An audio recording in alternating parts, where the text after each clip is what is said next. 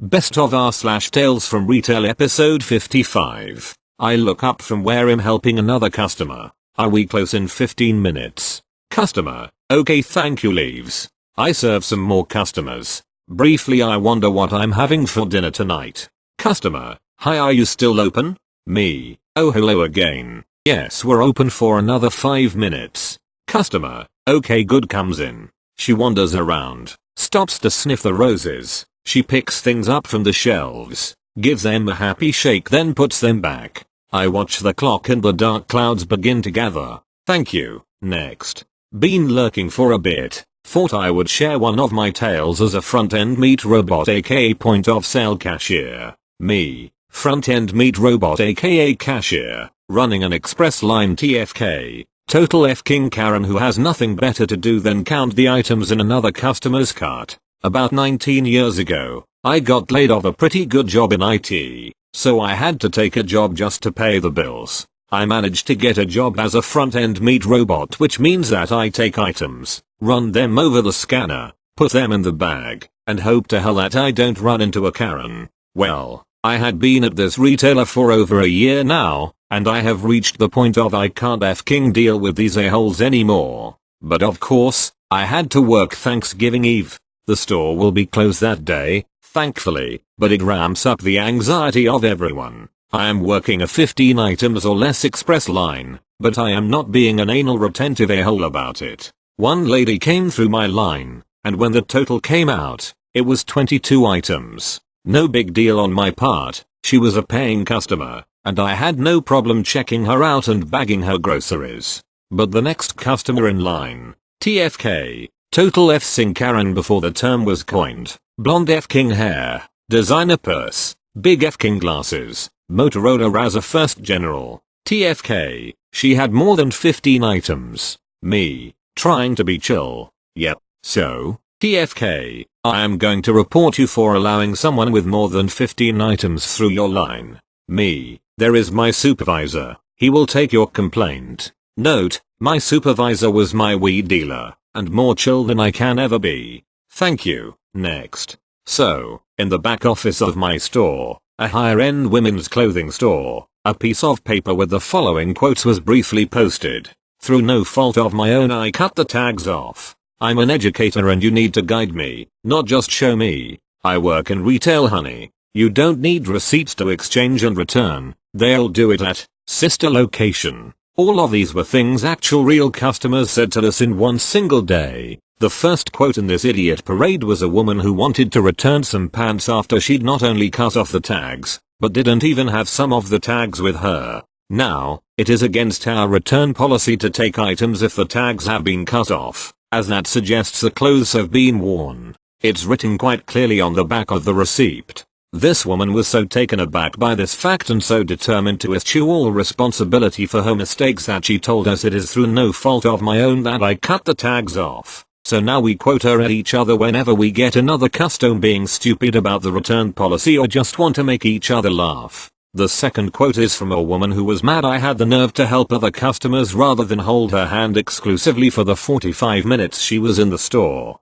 I answered the one question she'd asked me, even led her to the item she was looking for, but because I did not physically pick it up and hand it to her, and instead left to help the multiple other customers in the store, our company prides itself on individual customer service and attention. I suppose I am lazy and slothful and other fancy words for not doing my job. When I rang her out, she was snippy, and when I asked her what was wrong, she asked how long have you been doing this? And when I asked her to clarify what she meant by this, which I feel was a reasonable question, considering the complete lack of context for the question, this as in retail, this as in this specific job, this as in ringing people out at registers, she got even snippier, and informed me that I'm an educator and you need to guide me, not just show me, which is honestly a horrifying thought, especially for her students. The third really takes the cake, though. She was trying to return a pair of leggings with no tag, no receipt, no proof of purchase of any kind. Apparently they were a gift,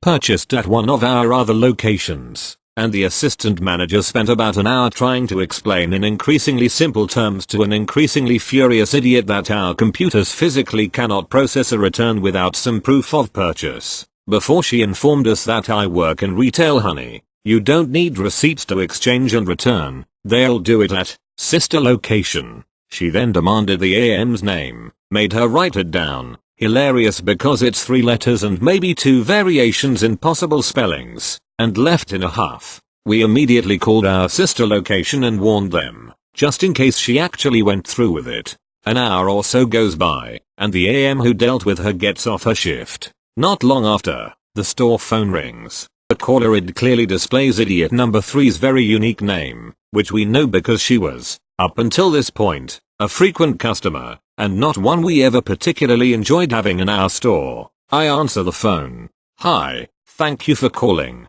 company, at, mall. This is, name, how can I help you? Is, AM, there? No, she's off work now. The conversation trails into an awkward silence, as I wait, baffled, and she waits, apparently for me to ask who's calling, because her next words are this is corporate. I need to speak to AM. We have caller ID. Click. But then, 45 minutes after that, she calls again. This time she is not pretending to be our corporate office, but herself after calling corporate and being told she can have whatever she wants. 2 crucial errors in that lie. First, corporate would have called our store before she ever got off the phone with their representative to warn us of what was going on and their ruling. Second, G0D himself could come down and tell our corporate office to give this idiot everything she wanted, and they still wouldn't have done that. So we haven't seen her since. Also, it turns out she does work in retail, at one of the department stores in the mall, which is depressing. TL.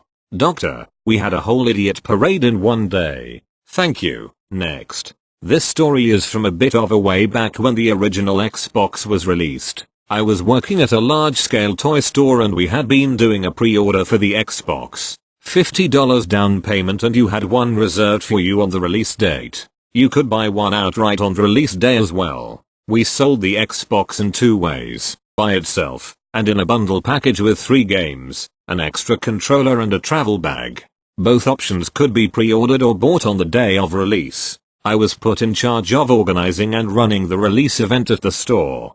To make the checkouts as easy and quick as possible, I made 2 UPC sheets, one with the UPCs you needed to scan for the bundle package or the console by itself if you were picking up a pre-order, and one for non-pre-orders. I even made sure these sheets were color-coded and had big headers at the top of the sheets. The pre-order UPCs were on a red sheet, the non-pre-orders were on a green sheet. I tried to make this as idiot-proof as I possibly could. The electronics department had 2 registers, and I was assigned 2 people to cover them. We'll call them Richard and Peggy. I would be working support, grabbing items, pulling consoles, suggesting upsells, answering questions, handling problems, etc. I ran Peggy and Richard through a battery of dummy sales to make sure they knew what to do with the transactions. If they were ringing out a pre-order, either scan the pre-order slip, or look up the info and then scan the appropriate UPCs on the red sheet. If it was a pre-order, scan the UPCs on the green sheet. Everything looked good. We opened and the flood started. It was a rush but at the same time was exciting. I was making upsells left and right, talking about different games, doing demos, explaining different add-ons, grabbing controllers, grabbing games, showing the bag from the bundle package. Like I said, busy but exciting. By about noon the rush had died down. I moved Richard back onto the floor while Peggy stayed on the second register. She had injured her leg, so she was on that register with the understanding that it was a position where she would need to do the least moving. I checked a couple of reports and saw we had sold over 2,500 consoles so far that day. I had a customer come up and ask how much the bundle package would be without the travel bag. I start crunching the numbers in my head, figuring that the bundle was $600 before tax, and the travel bag was $40, so that would make the bundle. It would be about $510. Peggy suddenly chimed in. The customer thanks us for the info and leaves. But that doesn't sound right to me. I pull some paper and start crunching the numbers. I come up with $560. I double check the prices in my calculations. They are accurate. I ran some dummy transactions to confirm the numbers. It came out to $560. I'm starting to get an ugly pit in my stomach. I page Richard and meet him at the entrance to the department. I ask him which sheet he had used to ring out an Xbox that wasn't a pre-order pickup. He immediately answered saying the green sheet. He then confirms that he used the red sheet for the pre-orders. I go to Peggy and ask her what sheet she had used to ring out customers if they were buying a bundle package. Notice I didn't mention if they were a pre-order or not. She points to the red sheet. I ask what UPCs she was scanning if someone bought a console by itself. She points to the UPC on the red sheet for the console by itself. What if they are picking up a pre-order console? I ask. She again points at the same UPC. What if they are picking up a bundle pack that wasn't a pre-order? I ask. That pit in my stomach is hurting now. She points to the column of UPCs for the bundle. On the red sheet. The horror is setting in. I page the manager and ask him to meet me at the office. Peggy asks what's wrong and I point to the heading on the red sheet that reads for pre-order pickup at it. She realizes what I just laid out and immediately starts begging me to not tell management. Yeah, number. I am not taking the rap for you failing to follow simple instructions. The manager and I head into the office and I explain what I just figured out. We start pulling reports and realize with horror how bad it actually is. The store had something like 750 pre-order records. And we had recorded over 1,500 pre-order pickups. We've just figured out that we've lost upwards of $40k. Well short of the long, we did more looking and found those extra pre-orders had been rung out by Peggy. She was fired. 4 months later the company did a reorg and my position was eliminated so I was laid off. I was planning to attend a trade school later in the year and I saw the local department store was hiring. So I figured work there for 6 months and head to school afterwards. So I drop an app, get hired, as an assistant department supervisor, and go to orientation. The store is actually prepping for a remodel so they're doing a mass orientation of like 60 or 70 people. I'm talking to people and introducing myself when suddenly I heard a woman shout "You're the SOB that got me fired at, toy store name." This led to a fun little conversation with the store and HR manager. I don't know what they did with Peggy but I never say her again. Thank you. Next. Okay, so not exactly retail but it is a customer service / sales environment so I hope this fits here. This happened almost a year ago, so some details may be fuzzy but I didn't want to post it at the time in case this somehow made it to my boss, but I no longer work there. This is going to be a long one, just a heads up. I am an automotive service advisor for a new car dealership. If you don't know what that is, I am the person you talk to when you bring your vehicle in for service or repairs. I still am an advisor but I just work at a different dealership now. So one day the general manager, GM, comes up to me and asks me to book an appointment for crazy customer, CC, to check for a fluid leak. This specific customer never brought his car in for service but I knew the name because the last time he was in, he caused a lot of grief. But I was not the advisor so I couldn't tell you what was wrong with his car that time. So I booked him in for the soonest availability, which was in 3 weeks at 9:30 AM. We didn't normally book that far in advance, but we were abnormally busy at the time. The day of his appointment, it was my week to open the dealership, which meant I had to check the night key drop box. There were 3 envelopes in there, including CC's. I immediately wrote up his repair order and put it in queue to dispatch, which was at about 7:35 AM.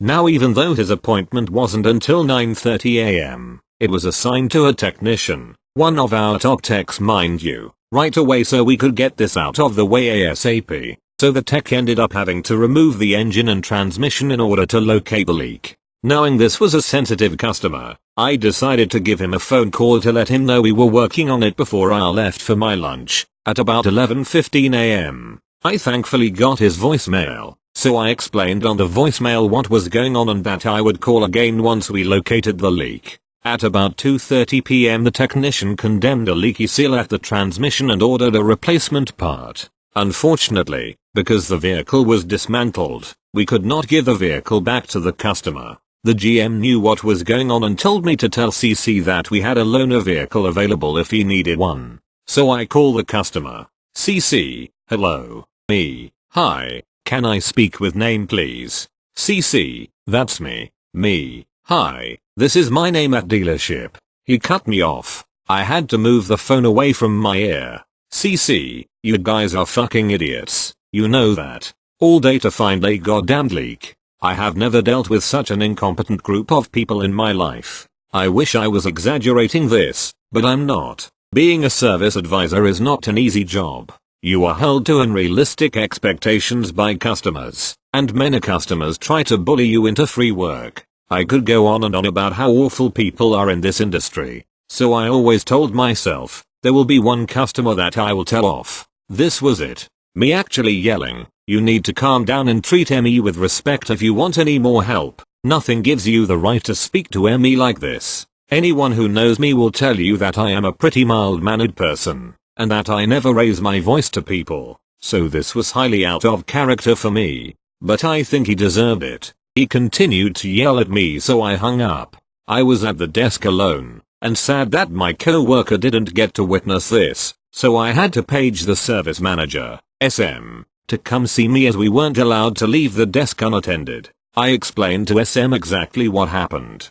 Thankfully SM is a very level-headed, awesome manager, so he didn't give me much grief over how I handled the situation. However, he said I could have delivered a strong message without yelling back at him. SM went to see GM right away to let him know exactly what happened. About 10 minutes later, GM came and asked if I was okay. I was awesome, to be honest. I was on such a high from telling a customer off, and not getting in trouble for it, and I told him exactly that. I could see that GM was stressed over the situation, said the same thing that SM did, but did not reprimand me for my actions. SM then went in his office to call CC. SM had this giant window for his office, so I had a clear view of him. So I watched as SM began to talk, and then his eyes went wide and he had to move the phone away from his ear. Unlike myself, SM remained quiet while CC flipped out. After a few minutes, SM began to talk and he was on the phone for roughly 20 minutes. When SM was done,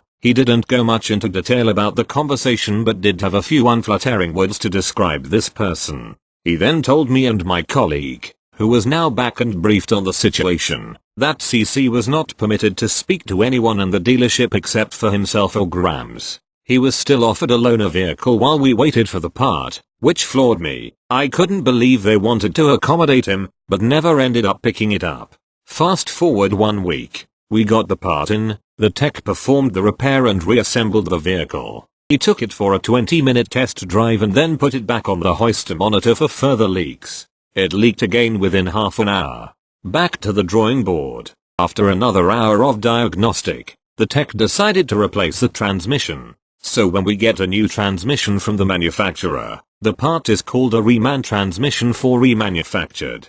The transmission is completely new, but they reuse the casing because it's less wasteful and cheaper. All of the moving components on the inside are 100% new. There is no wear on the casing, because this would appear on his invoice. SM called CC to explain this to him. This was a huge problem. Huge. The business manager, BM, who is also the dealer principal/owner's daughter and is a super sweet person, had to get involved, which she never gets involved. SM called CC with BM in his office and had him on speakerphone, but BM spoke to CC and CC insulted SM multiple times. The look on SM's was kind of priceless. So, we ended up having to get approval to order a whole new transmission, which we somehow got. Because the manufacturer had to build a new transmission from new, it took about a month to get the part in. We finally get the part in, but we weren't able to have it replaced right away because the technician was on another large job he had to finish first.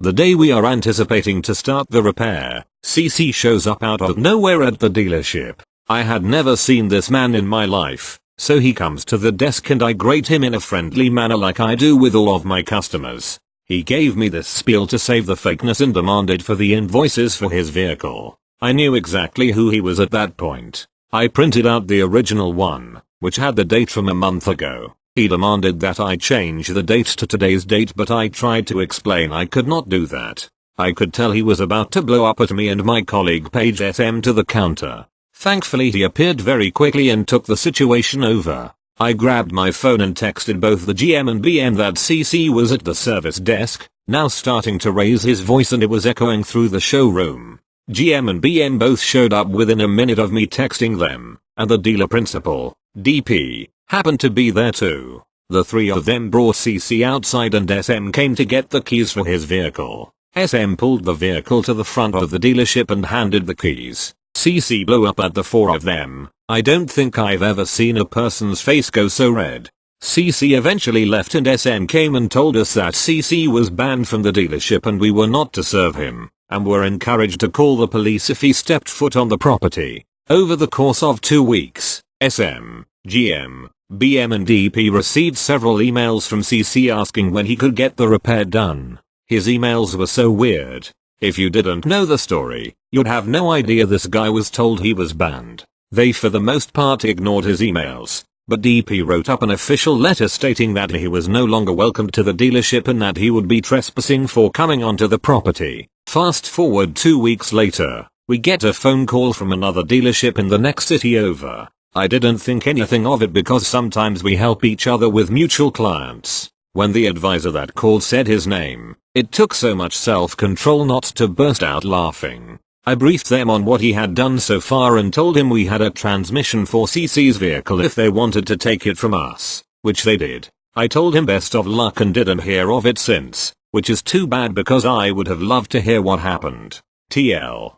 Dr. Customer screamed to the staff so much the dealership principal personally wrote a letter to never come back. Thank you. Next. Story number 6 from the game store. So we have a rewards membership. There's a basic version that is free and gives points on purchases, and also a pro version that costs $15/year that additionally gives a discount on used games, monthly coupons, magazine subscription, and some other stuff. The rewards card is part of a tracked metric which we are told to keep above a good number, roughly 15%, so essentially for every 100 customers you ring up, you should sell about 15 pro rewards cards. I had just served a customer who had already had a pro card, and as he was gathering his things off to the side, I started to take the next person. He didn't have a pro card, so I started telling him about the benefits. So the pro card would be pretty good for you since you're getting a lot of used games here. It gives a 10% discount on used games. Normally it's $15 for a year, but with the games you're getting, it's essentially only like $5. He was getting around $100 of used games for a year, I explained. He looked like he was thinking about it. I went to get the games and put them in the case, and then resumed the convo. So would you like to sign up? It's a good deal if you come here often, I said. As I'm talking to him, pro guy butts in. Hey, if you want, you can use my card to get the discount, then you don't have to pay anything. Hark. He snortled. I was kind of taken aback as I had never had this happen before. There was an established policy that said we are not allowed to have community rewards cards, which is basically just a card that some unscrupulous employees would use to ring up any customer that didn't have a card and didn't want to buy one, to keep their numbers up.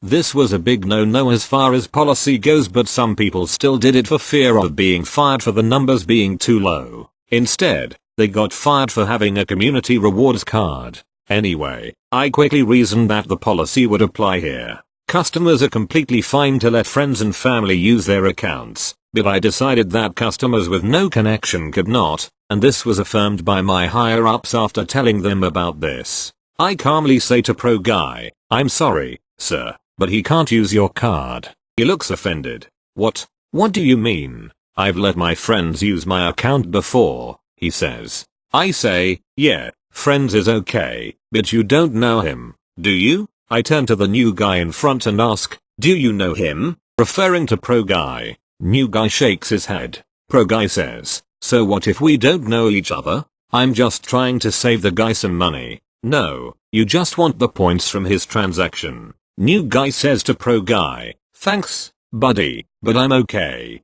He turns to me and says, I think I'll pass on the card today, but thanks for the info. No problem, I respond. Think that'd be the end of it, but pro guy is not satisfied. See? He didn't buy it, so you can use my card now. To new guy, you'll save money. To me, and you'll keep your numbers up. It's a win-win. Some regulars know about the metrics. Not many. I casually say, sir, I'm in the middle of a transaction. This gentleman has told you he doesn't want to use your card. Please let us finish the transaction. He does not like this. I can't believe you're talking to a customer like that. Gimme the number for corporate. I can help you as soon as I'm done with this customer, sir. As I'm finishing up with new guy, my manager comes in from break and goes to the back to put her stuff away. I say to pro guy, she's the manager if you want to talk to her about it. Apparently he didn't want to talk to her. I'm guessing he did something similar in the past and she told him off. I don't remember if he saw her as she was walking by, but perhaps he didn't. Otherwise he would have said something. But after telling him that, he seemed to just drop it and left. I'm still curious as to what exactly his argument was going to be. The associate wouldn't let me stop him from trying to sell a rewards membership. Some people are so silly. Free from the chains number 1. Give me that more expensive item for the same price as the cheaper item. Free from the chains number 2. Tell me if that other business is open or not. Free from the chains number 3. Oh, your card system is down? Well, that means I can just take it without paying, right? Free from the chains number 4. Maybe if I keep asking the same question 700 times, the answer will change. Free from the chains number 5. Hey, I was next. No, you weren't. Thank you. Next. Hello. I have a story from about a month ago. I work at a retail store that sells hydro flasks. They've been flying off the shelves and we don't get stock in too often, so we only had limited sizes and are often completely sold out. This day a woman came in and comes right up to the till where I and my co-worker were working. I greet her and ask her if there is anything I can help her with. She's rather friendly and says that she called yesterday and put a hydro flask on hold.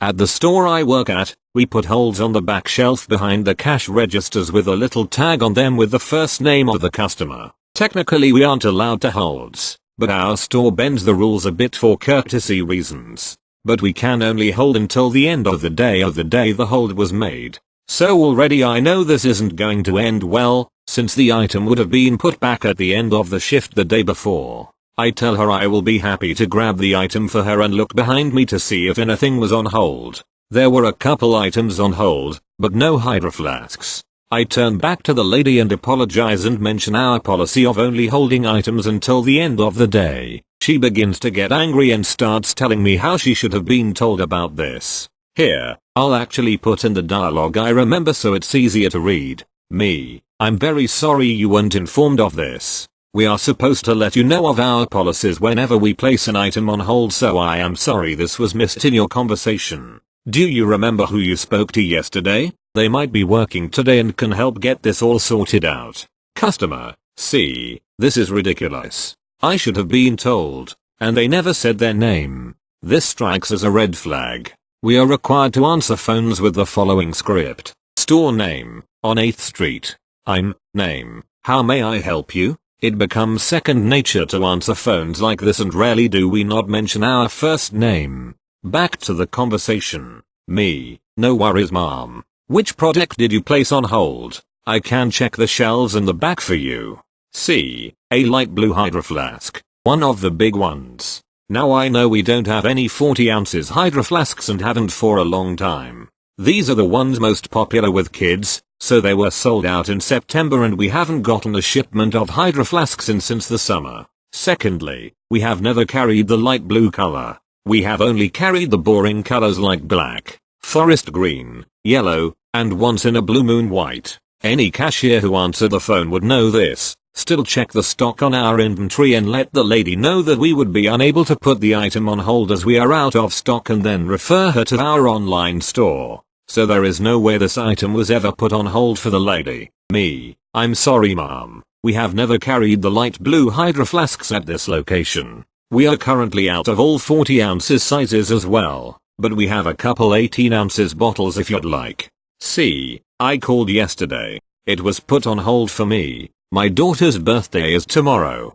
and I had finally found the gift for her. I had been calling around the city and everywhere is sold out, but here, I can't believe you'd do this to a 12-year-old. Me, I am very sorry. I don't know who you spoke to on the phone, but I was working yesterday, and we didn't have any holds. Maybe you have the wrong store? See, no I don't. How dare you? You are ruining my 12-year-old's birthday. I can't believe you. Me, Mom, I'm sorry, but there's nothing I can do to help you. I find with this job I am constantly apologizing for things that aren't my fault or completely out of my control. Oh well. The customer walks about 5 meters away and dials a number on her phone. She locks eye contact with me and stares me down the entire time she is on the phone. She is talking very loud and is attracting a lot of stares from fellow customers and staff alike. See, hon, they don't have the Hydro Flask here. I put it on hold, but apparently they can't hold them overnight. Like what the fuck?